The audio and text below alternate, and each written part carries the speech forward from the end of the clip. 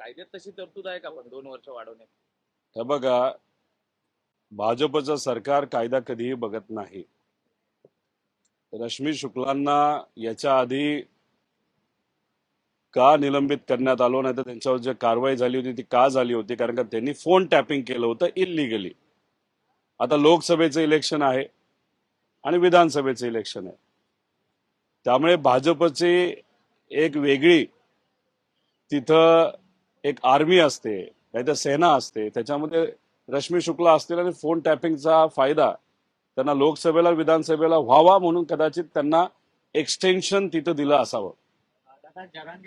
पण आपल्याला वाटतं की आपला फोन टॅप होऊ शकतो आता या येत्या इलेक्शन्स मध्ये किंवा काही नेत्यांचे होऊ शकतात आता? माझ्या अंदाजाने ठराविक नंबर हे जे फोन टॅपिंगसाठी दिले गेले आहेत त्याच्यामध्ये माझाही नंबर असावा.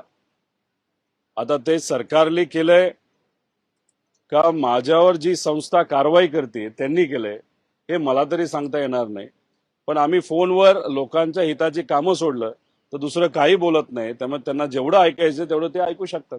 गंभीर आरोप करताय, या संदर्भातली काही माहिती, काही पुरावा तुमच्याकडे आहे का? थेट तुम्ही केंद्रीय यंत्रणांना टार्गेट करताशिवाय राज्य सरकारवर प्रश्नाचे आता याच्यामध्ये कसं आपण शोधायचं आपला फोन टॅप होतोय का नाही हे कुठेतरी बघावं लागेल. पण आम्हाला जो काही अंदाज येतो, कारण शेवटी अधिकारी हे लोकांसाठी काम करणारे अधिकारी असतात. जेव्हा आपल्यावर अन्याय होतोय, एखाद्या व्यक्तीवर मुद्दामून राजकीय द्वेषातून अन्याय होतोय असं जेव्हा काही अधिकाऱ्यांना कळतं, तेव्हा एखादी गोष्ट आपल्यापर्यंत उडत उडत ही येते की फोन टॅप होतोय का नाही, त्याचाच हा भाग असावा.